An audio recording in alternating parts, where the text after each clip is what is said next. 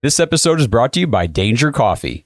Browns fans, we talk about how Danger Coffee is made free from mold toxins that are in 45% of the world's coffee, but that's not all that Danger Coffee has to offer.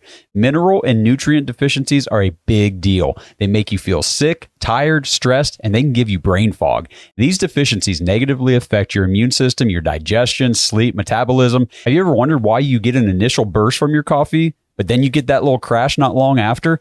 Danger Coffee's patent-pending process remineralizes your body with more than 50 trace minerals and electrolytes, leaving you more energized, engaged, powerful. These micronutrients enter the cells to boost performance. They bind to toxins to provide detoxification support. I know that sounds like a lot, but the bottom line, guys, is minerals matter, and most of us really don't get enough of them on a daily basis.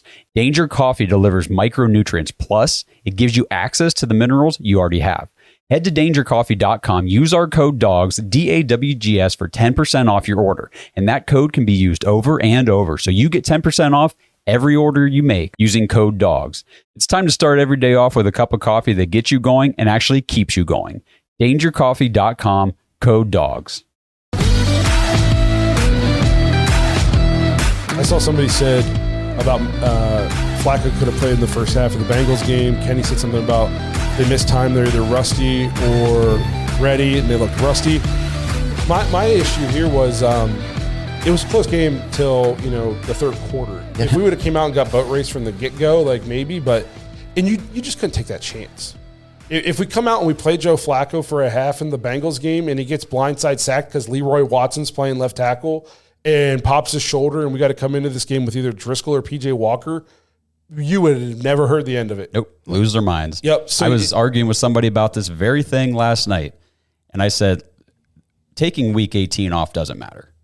Correct. This is professional football. These guys are at the highest level of the sport. They're the best athletes in the world at this game. Coming off a bye is supposed to be 16 is good. Like, you don't want to play a team coming off their bye. Exactly. You got an extra week to heal up, prepare, rest, get ready to go, and that's how you came out. That's a team problem right there. Now, we love this team. Not saying anything. We've been high on this team all season, as we should have been. They were awesome. But for this game, they were not up for it. You could just tell from the beginning that the Texans were up for it, and we were not. I agree with that. So the crazy thing to me is until like the back-to-back pick sixes, I didn't even think the offense looked bad. Like, I thought we were. No, that game flipped Flacco in 5 was plays. Almost perfect. Yeah. What, three incompletions or 4 incompletions? 2, I thought, wasn't it? 2 or 3? I mean, up until that point, I was saying that if we go get 7 here, we're in it. It's a 3-point game. Yeah.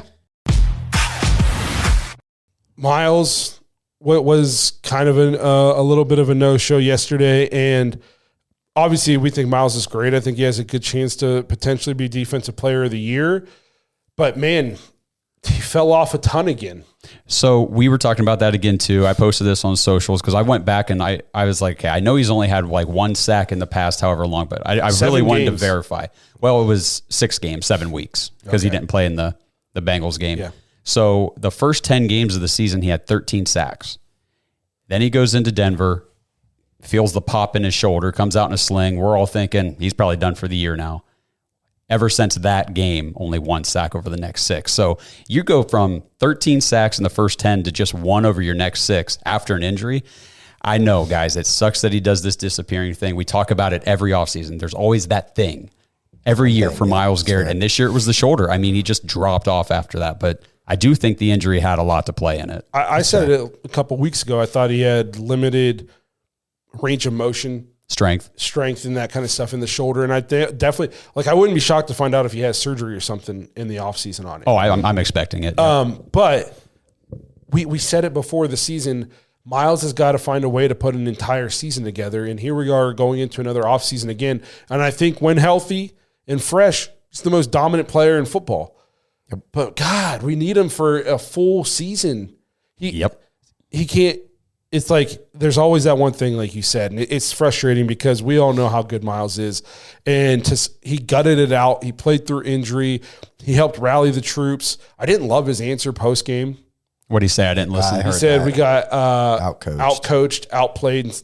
Just say I didn't play better. Yeah. You don't need to say we got outcoached. That's not for a player to say. Yes, I hate that. Like, Myles, we don't need cryptic things going into the offseason. Just say, I didn't play well enough. I had 0 sacks again. I didn't play well enough to give my team a chance to win. Outcoached, I don't think Jim Schwartz was on the field to make the tackle on their tight end going down the sidelines. Right. I don't think Jim Schwartz was the most elite pass rusher in the game going up against a banged-up Tunsil or a backup for a matter of time. Right. Mm-hmm. Like, don't blame the coaching. I want to talk about the defensive numbers real quick while we're kind of harping on this a little bit.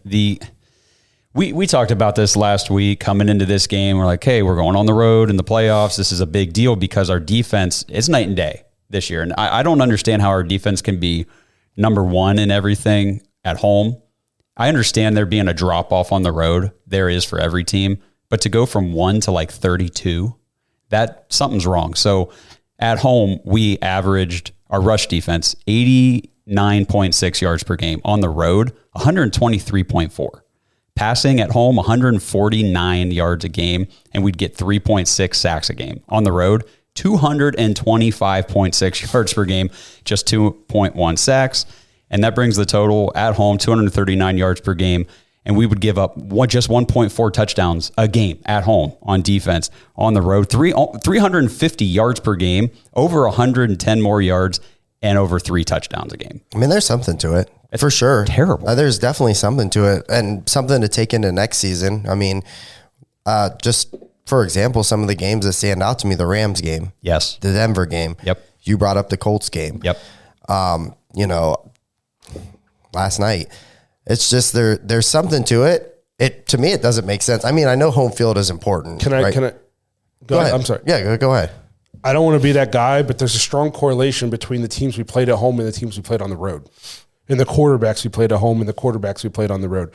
I don't want to say the defense is fraudulent, but if you look at our home games, Bengals, week 1, Titans, Niners, Cardinals, the Ravens in week 2, and they steamrolled us. That's true. Steelers, Jaguars, Bears, and then Jets. Okay, so let's go look at those Bengals. Joe Burrow, one of the better quarterbacks. He's a little banged up, and it rained. Yep. So we're helped by the weather. Then we play Kenny Pickett. Well, that was away. But then we play Ryan Tannehill, who, got benched. Yep. Then we got steamrolled by a good quarterback at home. And then the next best quarterback we played was Brock Purdy. In the rain. Yep. Okay. Don't have to worry about the deep threat. They also lost Debo and CMC. Then we go on the road. We play a good backup quarterback on the Colts, shreds us. Then we go on the road, the Seahawks. That's right, the Seahawks, yeah.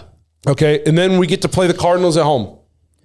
Clayton Tune's first ever game. Yeah. Okay. And then we played the Ravens. That was an away game. They played pretty well that game, actually. Well, they played well in spots. They still gave up 30 points or whatever. Well, I don't remember how many turnovers we had. We definitely had a pick 6. Yep. And then we played the Steelers at home. Who was that against? Was that Rudolph? No, that was Pickett. That was Pickett again. And then we play on the road against a Russell Wilson, who, even though he got benched on some stuff, actually had a pretty decent season. We played against Matthew Stafford on the road and got beat. Then we come home. We play a banged-up Trevor Lawrence, who we didn't even know was going to play. And he didn't even play that well this year. We played the Bears against Justin Fields, who is about to probably not be on the team anymore. And then we played Case Keenum on the road, which helped. And then we get to play Trevor Siemian at home.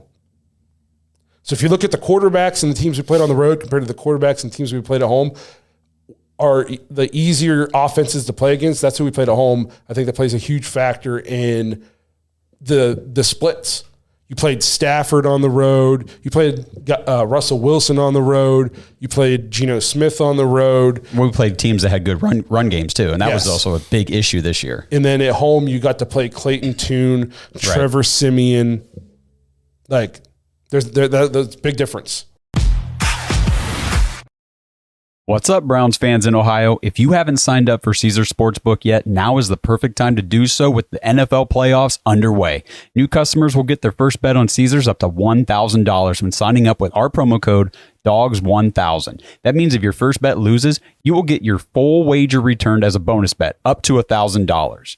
Caesars offers daily profit boosts as well as Caesars rewards credits on every wager, which can be redeemed for bonuses, sports tickets, and other VIP experiences. If you're ready to join Caesars Sportsbook, go download the app and register with our promo code DAWGS1000 to make sure your first bet is covered. Offer is only available for new customers who are 21 and older and physically present in Ohio. Please gamble responsibly. If you or a loved one has a gambling problem, call 1-800-GAMBLER. Check the episode description for the full terms of the offer to see if you can qualify. I think we should talk about Joe Flacco for a second. Sure. The guy I think we should. He came in and he was amazing. Yep. He was great in the locker room. He was great in front of the camera. He was everything we could have wanted a guy. He was a perfect guy to rally around to make this playoff push and head into the playoffs. Yeah. Yep. But there was like crazy talk about how we should be giving him a 2-year deal. It's like Who said that? Just people online. There was a lot of it. Everybody. And here's the deal. I tried to bring this up. Even talking to my dad, he was telling me about how Joe Flacco is the best quarterback we've ever had, and all these. And I said, Dad, he's throwing for a lot of yards. But in 2 of those games, he scored 20 or less. This was when he had played 4 games, 20 or less. The guy had 8 or 9 picks in 7 games? The reason he had to get those yards, especially, I always go back to the Bears game. He threw 212 yards in the fourth quarter. Amazing. It was like the most in any quarter by any quarterback this whole season, blah, blah, blah. He freaking had to because he handed the Bears 14 points. He had to. So he turned he was playing with house money. Yep. There was no tape on him in this offense. There was, you know what I mean? He was a complete unknown. And he came in and he balled out, and then clock struck midnight, and it was pumpkin. It was terrible picks at the worst times, and I felt bad for him because up until that point, he was playing really well in that game. Honestly, and again, I'm not going to say a bad word about Joe Flacco in terms of like he isn't the reason he's big reason why we're there. That's all I'm going to say. That's fair. Yeah. Because and he was a perfect guy to rally around, and I'm going to be forever grateful for him coming in and making this a season worth watching into week 18. Yeah. Or 19. Yeah. But yeah, I think it's clear who the future quarterback is. It's not even a question. We talked so much leading up to this about all the problems for the Browns and how pick 6, sorry. Yeah, I saw that. And how we were overcoming certain things with other, Joe Flacco would throw turnovers, but our defense was really good. Defense was giving up points. Joe Flacco's out there scoring touchdowns, and it was all working out just perfectly for us to win the games, and that's great. That's what you have to do in the NFL. But yesterday was the culmination of everything that we said couldn't go wrong for this team. Defense had to travel on the road. That didn't happen. Right. Offense cannot turn the ball over. Most importantly, can't hand them points. We did the opposite of that. Poor officiating. Need to get something on the ground. Nothing worked. We had all of it went against us. I'll say this about Joe Flacco. Like, for a guy that I would have said over my dead body, I would have never cheered for. You know what I mean? Like, even the idea of it. I remember when they even joked around about it. Like, they're like, we're going to work Joe Flacco out. And I was like, fuck that. Do you remember the picture of him, or somebody snapped a picture of the future Cleveland quarterback on the plane, and it was Flacco, and he looked like disheveled and very old, and like he was just like tired from being on a plane. I was like, this is where we're at. We watched him with the Jets and the Broncos. It's like, this guy. So the thing is, though, like he came in a moment where we were like pretty desperate. Obviously we were getting DTR just got knocked out. He was already on the team, but he kind of came in and like reinvigorated the season and gave us hope as Cleveland Browns fans that, maybe this doesn't have to just be, we had a good record and that's the end of the season. Let's look towards next year. But the things that he did the entire time while he was in Cleveland, he always made dangerous throws. He always, you know what I mean? It wasn't like this was like a one-off, and it was like, there were some games where he'd throw into triple coverage and Amari Cooper somehow catch. Yes. So it wasn't like, like you said, I think finally, as a whole unit, as a whole team, like the magic just kind of ran out. And I don't think it's like anything to be upset about. Like last night, I've seen a bunch of people saying it, and I completely agree with all of them. I was just more bummed than anything. Yes. Because I really felt like, and we've all talked, why not Cleveland this year? Like, you know what I mean? We've beaten the 2 teams that everybody is crowning and saying that are untouchable in the AFC and the NFC. Why not us this year? Let's go let's go shock the world. And so it was just unfortunate and just disappointing. Said it for weeks. I mean, we both were reminding people constantly on social media and stuff. Everyone, like you said, give Flacco a 2-year deal, extend him. He needs to be back next year. And we're like, guys, he's turning the ball over a lot. How are we not why is everybody just excusing this? If Deshaun would have put up the numbers he put up, if you took out Joe Flacco's name and put Deshaun's face on him, people would say he sucked. Yep. Yeah. They just loved that Joe Flacco wasn't Deshaun and that he was throwing for gaudy yards in terms of yards and touchdowns. And we were winning. That was a big thing with it. Whether it wasn't obviously all Joe Flacco, but that was a thing where people were like, hey, we're this is kind of something special going on here. But I argued with people about that every day for the last over the last 4 weeks. Got to get Flacco back. We got to get rid of Deshaun Watson. And that's just oh, man. I don't want to get into that debate right now with him. No, we got all off season to handle all that stuff. No, I'm very appreciative. I just wanted to, I'm very appreciative of what he did for the Browns. But we saw it for what it was, I feel like. I'd love to buy the guy a beer. Yeah, absolutely. Cool guy. Yep. Very nice guy. And like you said, never in a million years would have thought I'd be rooting for Joe Flacco. Now I'll be a fan forever. Well, with the Browns. With the Browns, yes. I'm not going to think about all the times you beat Jesus, us. Please, yeah. At this point in time, and I'm not going to hold you to it because I'll tell you right now before I tell you my answer, I've already switched my opinion on this in the past week. Do you think the Browns should at least try to sign Joe Flacco to a backup role next year? I do not, for a couple of reasons. I think that whether if the fan base likes it or not, whether people in the media like it or not, Deshaun Watson is a quarterback. That's just what it's going to be. I think this is his make or break year. This is, Baker Mayfield's 2021 season is Deshaun Watson's 2024 season, where it's okay, we need to see consistency. We need to figure out what you are, because if you're not what we think you are, we got to start looking elsewhere. That's just what it is. Deshaun Watson has played in 12 games in 2 years, and the first year was obviously due to suspension, but that's a problem. And to me, I don't want to go into this season with this giant number 15 Super Bowl MVP behind the guy who's supposed to be your starter, because how the media is. It's going to be Deshaun struggles. Hey, Flacco. When's Flacco coming in? And for me, I think it's more beneficial to just not have him there. And that's not Joe Flacco's. That's not Deshaun Watson's fault. I just think it would be better to not have that situation. And also DTR. DTR, I feel like, showed some signs of promise when he did play. Obviously, there's a lot of mistakes, but that kid's got talent, and you just got to trust and believe that he can develop, which I think he can, and I think he will be fine as a backup quarterback. So I wouldn't be willing to spend the money it would take to keep Flacco, just because, I don't necessarily think we need it, which is tough to say after we just went through 5. But I think it's just more of a distraction than, beneficial, to be honest with you. Yeah, no, and I agree with everything you just said, because that was my viewpoint originally, was we can't go down that path. Initially I was like you, Joe, thank you for coming in, saving our season, salvaging whatever scraps we had left and getting us to the playoffs. But we kind of all know what this is. It's like a one-night stand kind of thing. We know what this is. And, the last few days I've been thinking about it. And, of course, this might change again. But at the moment, I've kind of flipped my stance on that, because, like you, I was very concerned that it's the second, the ink meets the paper with Joe Flacco and the Browns, half the fan base, anybody who doesn't like Deshaun Watson is going to say, we need Flacco. Flacco needs to be the starter, and they're going to be calling for him. And I thought we just need to avoid that at all costs, kind of like you said. And then I realized that, they were doing that with DTR in the preseason last year. And even if DTR is the backup entering next year, they're going to do it with him anyway. They're going to say, DTR should probably be the starter. Deshaun sucks. He's trash. He's no good. I hear it all.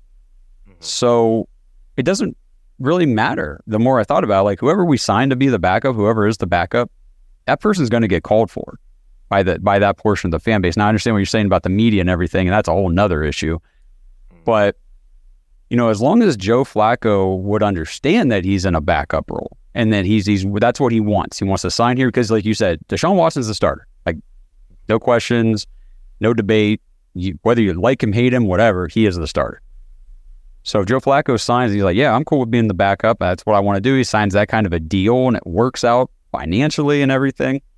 Internally, I don't see a problem. These guys are professionals. I think Deshaun Watson is a different mentality kind of quarterback than a guy like Baker Mayfield, who would probably take that as a slight on him. And I think Joe Flacco is a good enough, a mature professional quarterback who understands this is my role. This is what I'm going to do. And internally, I don't see a problem. So God forbid anything would happen to Deshaun again. At least we know the guy coming in after him is Joe Flacco and not, insert below average journeyman shit show name here, because there's so many of those floating around. And even if it was DTR, like Joe Flacco's shown that he can step in and carry the offense in Cleveland with Kevin Stefanski. So there would be that sense of security going into the season. So I don't know. That's sort of where I'm at now is the fans that don't want Deshaun are going to want whoever's back there. So yeah, if we ever get to the point where we need a backup, man. Yeah. But here's the last thing I'll say on it. I'm not sure we're even going to have the option because I think Joe Flacco might just be like, hey, one last run. That's what he did. And it just so happened that it ended in the first run of the post. But you look at where Flacco's been the last few years, hasn't done anything of worth at all. Right. Like the Jets, I want to see, he was on the Broncos, and like it just nothing. Like his career since leaving Baltimore has been little to nothing. And at his age, like a story has been written many times. He was sitting on his couch, got the call to Cleveland, practice squad, and then took us to the playoffs. Like that is the story. But, for Flacco, would you rather just go out like this? Would you rather just go out taking a team that was decimated with injuries, a team that used to be your division rival, to the playoffs, or would you come back for a year, sit the bench, whether for week or somewhere else? Like, why wouldn't Joe Flacco just be done? If I'm Joe Flacco and I have my Super Bowl, I have Super Bowl MVP, I have, one last ride going to the playoffs and kind of showing, hey, yes, I am a good quarterback. Personally, I'm done. Like, I would just be like, I'm out, thankful for the opportunity. He's 39. He just turned 39 the other day. So he's no spring chicken. I forget, there was a graphic I saw on, I think it was during the game, and it was quarterbacks age 38 and older that are actually still in the NFL. And I think it was Aaron Rodgers. Yeah. Yeah. So, I mean, I don't know. If I'm Flacco, I'm done. Like, I hate to say that, but I just think at this point, it's a non-story as much as I hate to say it. Like, it's obviously a story because of what he did for us, but at the same time, for him, is he planning on spending another 3 years in the NFL? But not. He got the taste of being at home with his family. Can't imagine that he would want to, push that back to go play third string, second string for the Buccaneers. Like it's just not happening. Yeah. So, I don't know. You're right. And you're talking, training camp and preseason, and it's a long grind for these NFL players, and their bodies aren't the only thing that limit them from being able to do it past a certain age. When you're a young man in your 20s, that kind of lifestyle works. Not just take the body thing out of it. Like that kind of lifestyle works. But when you're older and you have a family, and then you throw on top, my body can't really take this grueling beating all the time. It's pretty easy to say, I think I'm good. Mm-hmm. So I think you're right. I wouldn't be surprised to see that he's hanging it up. I wouldn't be surprised to see him come back and say, I wanted to see if I can get a starting job. Like he's a competitor. We saw with Tom Brady, some guys are just built different. So whatever happens to Joe Flacco, I'm not going to be like, oh, I didn't see that coming. I think I could see all these paths playing out for him. This episode is brought to you by BetterHelp. Browns fans, we've had some time now to come down off of that playoff loss. It's still super disappointing, but it was still an incredible season, and now we're heading into 2024, into the offseason, ready to refocus our sights on the ultimate goal. And as 2024 continues to unfold for you, now is the perfect time to refocus on yourself, and that includes your mental health. Yes, I know there is still some stigma in society around mental health, but that is all nonsense. Your health, whether it's mind, body, or spiritual, is the most important thing. And that's where today's sponsor, BetterHelp, the most convenient talk therapy service, can benefit you. It's 100% online and 100% on your time. Schedule whatever kind of session you're comfortable with, face chat, voice call, or even text messaging. You can do any of those with your therapist whenever it fits your schedule. And you don't have to worry about not getting paired with the best therapist for you. You can switch therapists at any time for no additional charge. There is no reason not to at least give BetterHelp a try today. And to help get you started, you can save 10% off your first month at BetterHelp, HELP.com/dogs, DAWGS. Consider this a trial period to see if talk therapy is even right for you. If it's not, just cancel. But if it is, guys, it could change your life. What do you have to lose? Your mental health is critical. And if you've been considering talking to someone about anything in your life, no matter how big or how small it may seem, now is the time to take that first step. Head to betterhelp.com/dogs to get 10% off your first month. This episode is sponsored by Factor. Browns fans, get started on your New Year's resolutions with Factor, America's ready-to-eat meal delivery service that takes all the stress out of meal planning and sets you up for success here in the new year. Skip the grocery stores, all the prep work, and the cooking fatigue. Instead, you can get chef-crafted, dietitian-approved meals delivered right to your door. With over 35 meals to choose from per week, including options like keto, calorie smart, vegan, veggie, and more, plus they have over 55 weekly add-ons, you guys have a ton of nutritious and flavor-filled options to kickstart your resolutions. I've personally tried Factor's meals. They are incredible. I got a whole bunch of different varieties of things just to see what I liked, what I didn't, and I'm not exaggerating one bit.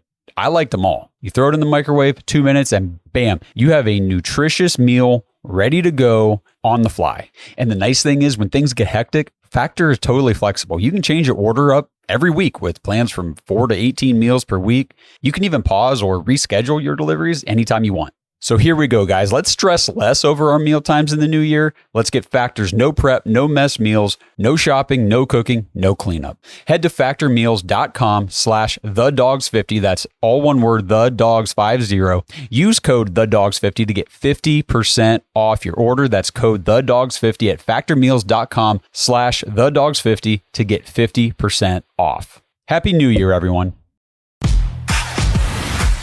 Let's talk about your reaction to seeing the news that, offensive coordinator Alex Van Pelt has been let go by the Browns and Stump Mitchell and the tight end coach TC McCartney. It's kind of surprising, right? I mean, I guess there's parts of it. Like with Stump Mitchell, I'm very surprised. He's a guy that's kind of regarded in the league as like, he's the running back whisperer. By all regards, he's like one of the best running back coaches that a team can get. It stinks because we've met him personally. Super nice guy, super humble guy, great guy. I wish him nothing but the best. I mean, like, just a great guy. Can't say enough about him. But I was surprised about that. Like when you sit back and reflect on the season, you go, you lose your best running back week 2. You lose your all-star guy, your all-pro. He's gone at the beginning of the season. And you're left with Jerome Ford, and we bring in Kareem Hunt and trade for Pierre Strong. I guess in some regards, some of it, I guess I can put 2 and 2 together. I feel like Ford kind of struggled to develop as, maybe his vision. That's something we questioned all year. We said, he's having trouble. My biggest thing when I watch Jerome Ford is I'm like, man, I think he's great. It's like he just never makes the cut. I feel like he's always running horizontally along the line, and he just never makes the cut or shoots for the gap. In space, he's insane. The kid is electric when you get him out in space. That's why I love him running routes. Right. If he could be like our Duke Johnson from years and years ago. If you're a newer Browns fan, you probably don't know this man, but Duke Johnson, he was third down. You knew what you were going to get. He was going to catch a little slant and cut him loose. But That's true. So that part, I guess there's things that, I understand with it, but at the same sense, I go, what do you expect? What do you want the guy to do? Like you're down your best player. So I understand that one. Alex Van Pelt, this is me. I'm not linked in with the Browns organization, but for years now, I've been going, so what exactly does Alex Van Pelt do? I know, you read about him and people are like, he's this young offensive mind. He's great. But to me, I'm like, well, he's not calling plays, like I guess he did scheme for a bunch of different quarterbacks this year and like different injuries and stuff like that. So whether that's him or coach, we don't know that. Honestly, like as fans, it's hard to tell what's coach, what's AVP, what's his role. If I don't know what this means moving forward for Kevin Stefanski, is this saying, hey, maybe this is a changing of guard? Maybe he gives up play calling. Maybe we bring in a young defensive. I mean, look what's going on in Detroit and some of these other teams where you have, even like a Shane Steichen last year with, the Eagles, get these young coaches in and they get it cooking and you see what they're doing now. So maybe this is an opportunity to bring in a young guy. I haven't really looked at, some of the names that are getting tossed around with Cleveland yet as far as who could be coming in or not. But that's the way I see it. Tight end coach, another like kind of surprising thing for me. You look at like David Njoku's growth, from beginning to the end. He's always been a great blocker. We've always, thought, man, this guy, I think he's one of the best, blocking tight ends in the league. And then, he really kind of came alive, the last, I would say, 6 weeks. His drops have, been better. I know you'll still hear fans say, that his drops are terrible, but I was surprised. I honestly was surprised. I don't know. Maybe there's something coming here that we don't know about. Maybe it's just very surprising. I felt like for a team that survived all these injuries and overcame all these different things and was able to still overcome and get to 11 wins. And it wasn't like the offense was not a part of it. I mean, the team, we always like to say the strength was the defense, but there's a lot of games where the offense had to handle business, at least make a drive to set, DP up, or I'm sorry, Hopkins up for a game-winning field goal or go-ahead field goal. So it's just, it was kind of surprising news I didn't expect to hear today. I felt like this was the kind of thing I would hear 5 years ago, like, hey, we're shaking things up and we're going to start over kind of again as far as the coaching staff. So I don't know how you guys felt. I haven't gotten to listen to UNDF's complete views on it, but it was kind of surprising on my end. Yeah, and I understand what you're saying too. And one thing that I did say when I was talking to Derek was, I think that there's so much trauma as Browns fans. As soon as you see the team making any sort of coaching moves, you just kind of revert back to that. Like for Prest, oh my gosh, we're tearing it down to the studs. We're rebuilding, starting over. We're stepping back. Yep, exactly. And, these are position coaches. Where it really matters, where you need consistency with your team, the front office and the head coach, everything's still in place. You know what I mean? Yep. It's all still there. We've been talking for years now, and especially this year, how the offense has just gotten kind of mundane. It's just kind of boring, a little bit predictable, stale. Yeah. And I think that this is a good move. For me anyway, this signals like positive news for me. I'm like, cool.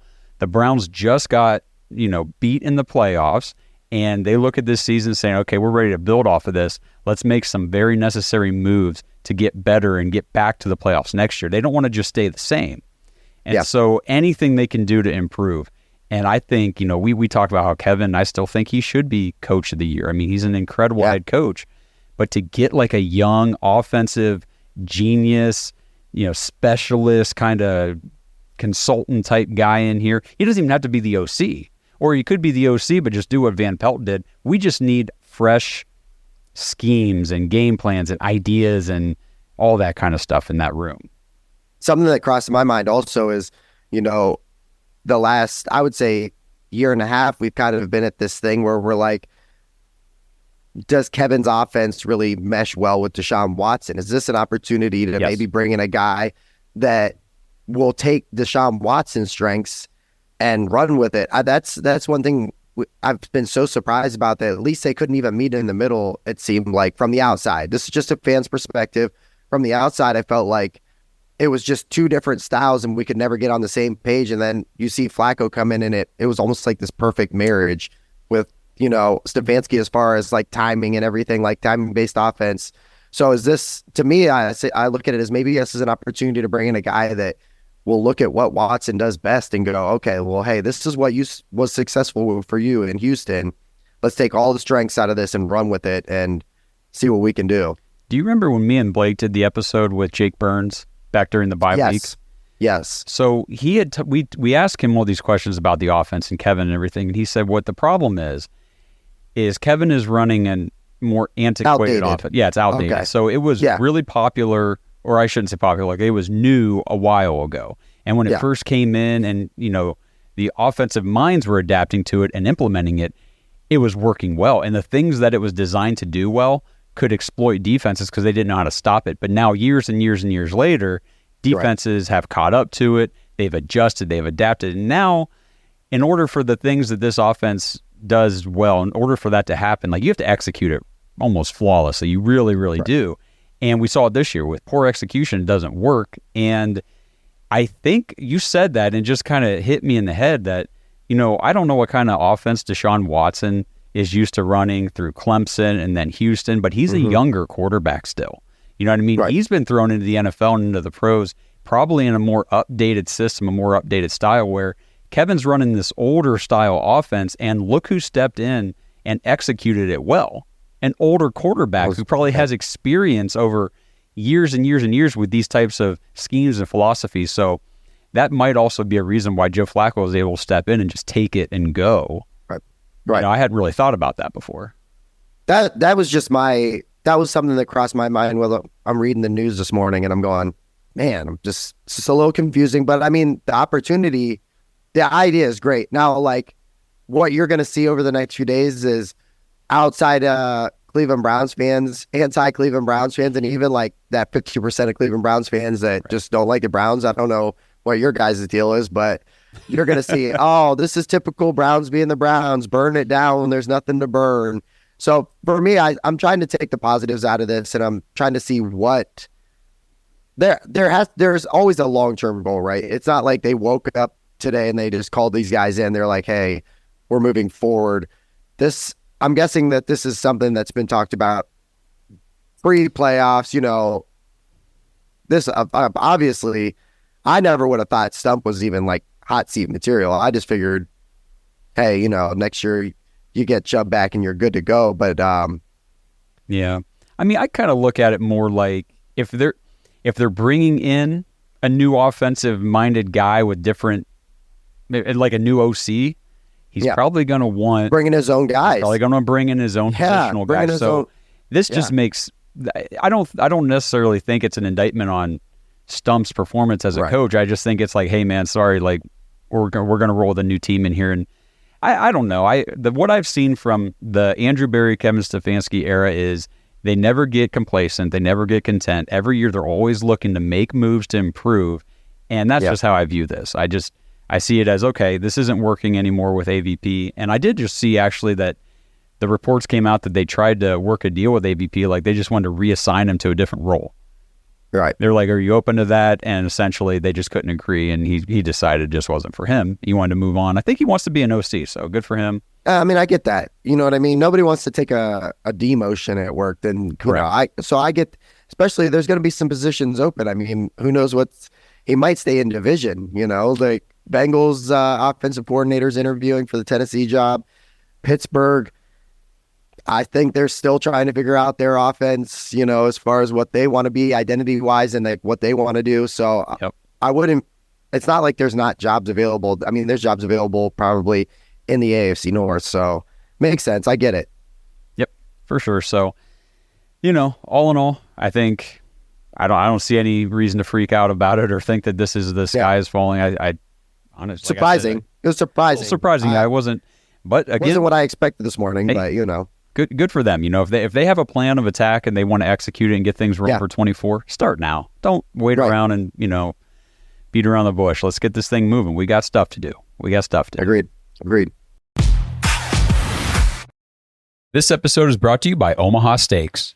Browns fans, if you missed out on the 50% site-wide sale at Omaha Steaks, Guys, what were you thinking? Come on, the deal of a lifetime just slipped you by. All kidding aside, luckily for all the listeners of this show, for a limited time, you can now go to omahasteaks.com/dogs, DAWGS, and you'll receive 4 free air-chilled boneless chicken breasts and 4 free, rich, juicy boneless pork chops with your order. So now's the perfect time to go load up for the winter with Omaha's selection of steaks, including butcher's cut filet mignons, bacon wrap filet mignons, the top sirloin steaks, which are my favorite, but man, I gotta tell you guys, those bacon wrap fillets, those are something else. Throw in some Omaha steak burgers, jumbo franks, seafood, ready-to-eat meals, desserts, whatever you want. Just make sure you go to omahasteaks.com/dogs so you can get those 8 additional free items added to your order. The 4 boneless chicken breasts and the 4 pork chops. Believe me, I've tried them all. I've got the chicken and pork chops in my freezer right now. The pork chops are actually reserved for my solo dinners because my fiance doesn't eat pork. So, when she's working, it's pork chop time for Josh.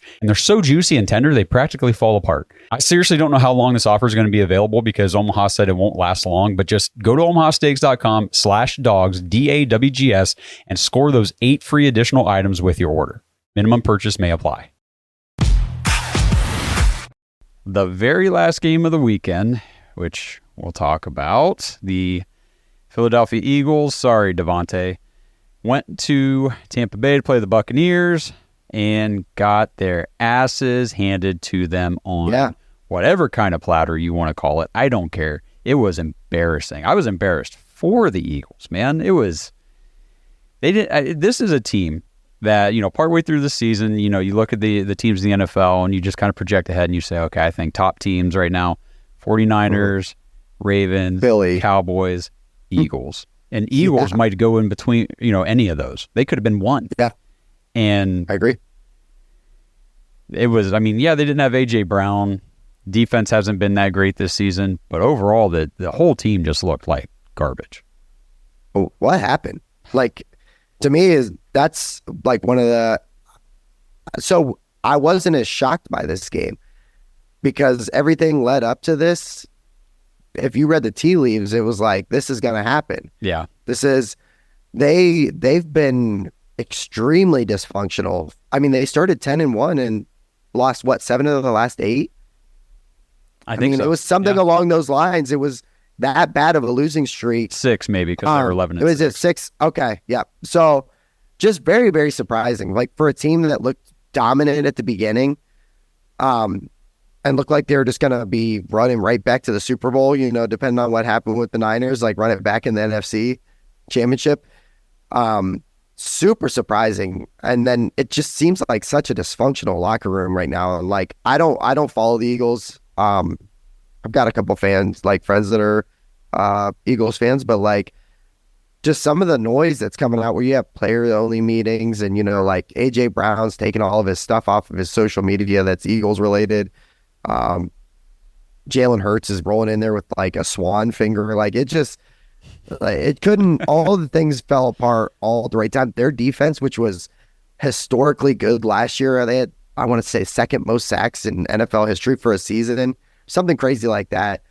They were historically bad. They got gashed up and down the field. We talked about, I want to say it was Blake. He was like, the Giants just walked up and down the field on them in that week 17 game where, and we were just it was so surprising. Now for Tampa Bay, credit to them. They look great. I watched a good portion of that game. Good for Baker. You know what I mean? He came in, he performed. He missed some throws. He made some throws. He's got there's some nice pieces on that team. Mike Evans just continues to do Mike Evans stuff, and he's underrated receiver for what he does. But, and then, they just came in, punched him in the mouth. It was at home, and that was it. But Eagles fans, maybe I'm confused. What's going on with your team? On paper, you guys have one of the best rosters in the NFL. For sure, one of the best offensive lines, going into this. That's a great offensive line. The weapons, you have one of the best receivers. You have one of the best young receivers. Another top 10, top 15 guy, easy, in Devontae Smith. A great running back, a top 10 tight end. I don't understand what happened. And then there's all these good young pieces on defense. mixed with veterans that are good.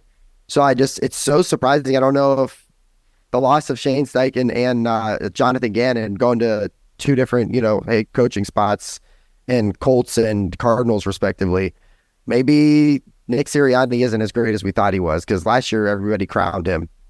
And man, that was crazy. I mean, kind of ties into what you're seeing Cleveland doing, getting rid of Alex Van Pelt and trying to upgrade that OC position. I mean, your head coach can do a lot. We saw that this year with the Browns. Yeah.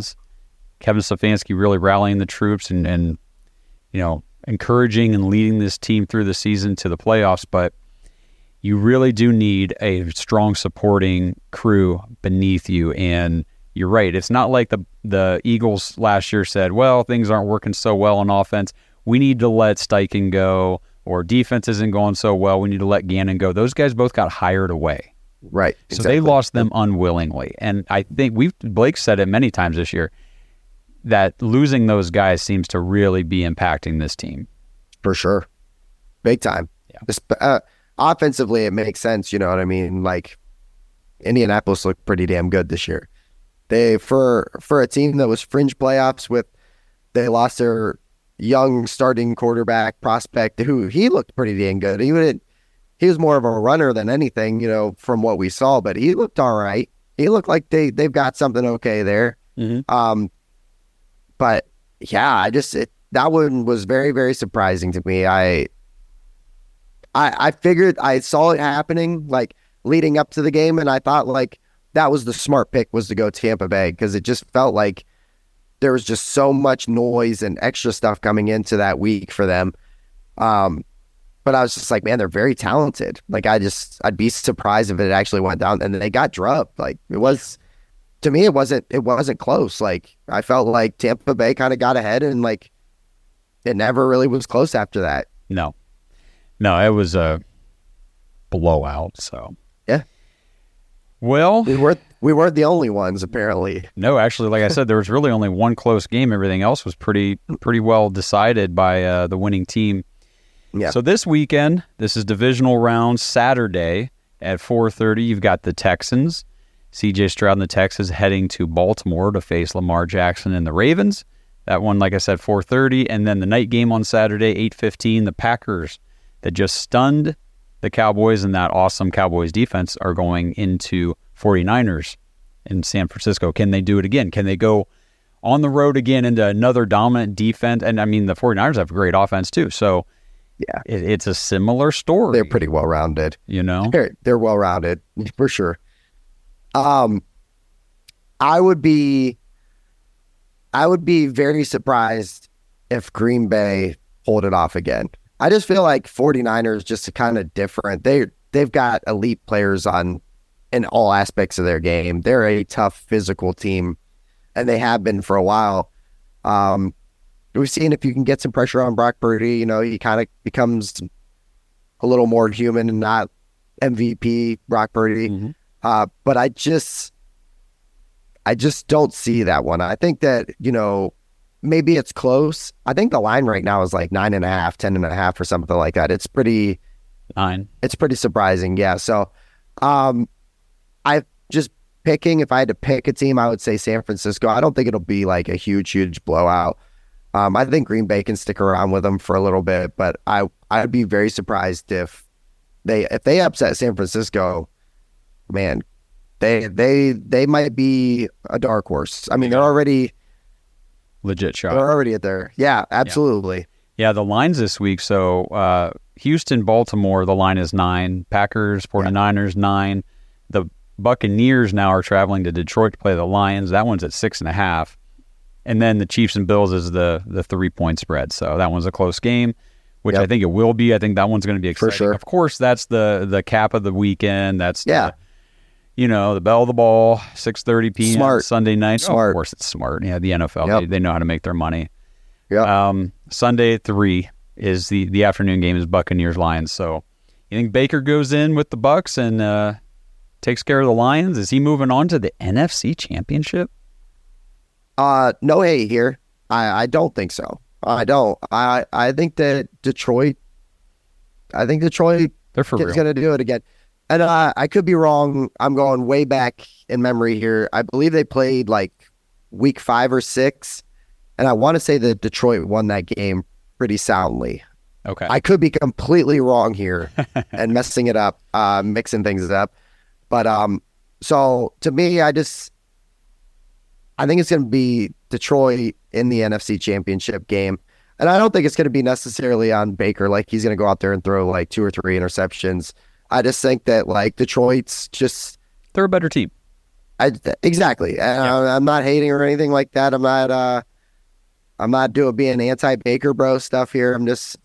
I just think that Detroit is a very good team, and they're very well rounded, and that's the team that I think comes out on. No, I mean, to speak to Baker, I mean, they're not the Tampa Bay Bakerneers, they are the Buccaneers. Yeah. Right. The line, he doesn't play defense. The Buccaneers still had to go out and play defense against the Eagles, shut them down and everything. Now, take nothing away. Baker had a very good game. He played very well in that game, led them to that victory. But football is a team sport, and the Buccaneers this year have been so up and down. They look good one game, and then they look like garbage another. The Lions just look pretty sound all around pretty much all the time. They're very consistent. Of course, nobody's undefeated in the NFL, but as far as consistency goes, I think the Lions have that. They're just, like you said, well-rounded. Yeah. I think it's going to be good. So the last one, really, I mean, you think the Texans go in and beat the Ravens? Because I got to tell you what, Ravens fans are just about as dumb as Steeler fans, because they're talking a lot of trash to Browns fans. And it's like, you guys do realize now you have to play them. Why don't you just wait till the game is over and then you can talk your shit? You know what I mean? Because now if you lose, you got to block us because we're coming after you. So they played week 1, if I'm not wrong, if I'm correct here, 25-9 or 7 or something like that. It was CJ Stroud's first game. I want to say that the Baltimore starters are coming off of like weeks of rest, right? 2-3 weeks, something like that, because they've had the bye week now. They rested their starters week 18. So to me, I don't think they're going to be rusty. I think that they're very physical. When we talk about like well-rounded, they're going to be fine, I think.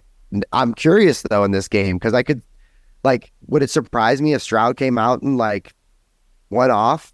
Not really. Like, I feel like that's just kind of his thing right now. Like, and I think the more you disrespect him and that team, the more chippy they get. But that's a tall ask to go into Baltimore, into that stadium. And say what you want, Baltimore is a top notch. They're one of the elite teams in the NFL this year. Lamar is playing really, really well. I think Baltimore wins this game, and I don't think it's going to be a blowout. I think it'll be a close game, but I think Baltimore wins. Both of these teams they're not the same. Neither of them are the same that faced the other one in week 1. These teams have both improved significantly through the year. I mean, the Ravens' new offense and everything took a long time to really get going, but it has. And, with Houston, we know what that story is all about. I mean, CJ Stroud has just evolved into this superstar already, and he doesn't turn the ball over. So, yeah, I think this will be a lot closer game than Ravens fans are willing to admit out loud, at least. But there's going to be some good football this week, and I'm pretty excited. I agree. And who do you, I guess they top it off real quick. Who do you got? Kansas City, Buffalo? I just got to take Kansas City. I'm going to go Buffalo. Okay. I think Patrick Mahomes, is 2-0, I think, against Josh Allen in the playoffs. I think that Allen's due. I think it's finally going to Buffalo. Yeah. I think it's finally Buffalo's turn to host. But I expect that to be an excellent game. It's, as advertised, I would hope, because the last few times that those guys have met up, legendary classic playoff games. The one where they went 13 seconds and down the field. Yeah. Was that 2 years ago? I think so. That was like one of the craziest games I've ever watched. And thought it was over multiple times for both teams. And Kansas City ended up winning the Super Bowl, I believe. Or was that the year they won against Tampa Bay? I can't remember now. My years are all mixed up. But I want to say they went on to win the Super Bowl that year, but I could be wrong. No, I don't think they did, but Is that the year they ran into Tom? I think so. Okay. All right. I don't know. Very My well, years man. are all mixed up too. I know, I man. always get screwed, I just- especially when these it's teams just make this- it every year. Right. But yeah, I'd like to see Josh Allen go, at least have a shot at it. And then set up for, regardless, the final matchups in the conference championships are going to be excellent. Yes. There's a lot of good teams left. Yep. A lot of good teams, a lot of good games. So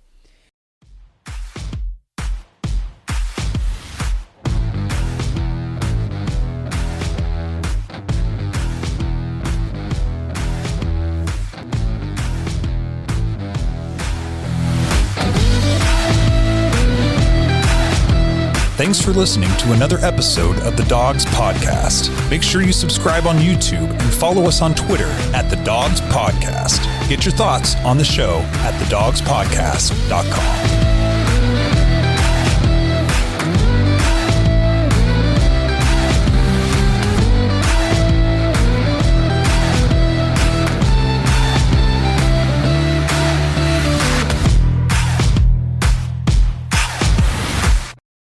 Hey, I'm Kat, mom of 3 and founder of Ritual, the company setting a new standard in the supplement industry. When I was pregnant, I remember staring at my prenatal vitamins and thinking, what's in this stuff? All I found were vitamins high in heavy metals and lacking in the very essential nutrients we need. So we scoured the world for the best quality ingredients, backed by clinical studies, third-party tested, and Ritual's Essential Prenatal was born. Join our family of skeptics with 40% off your first month when you visit ritual.com/podcast.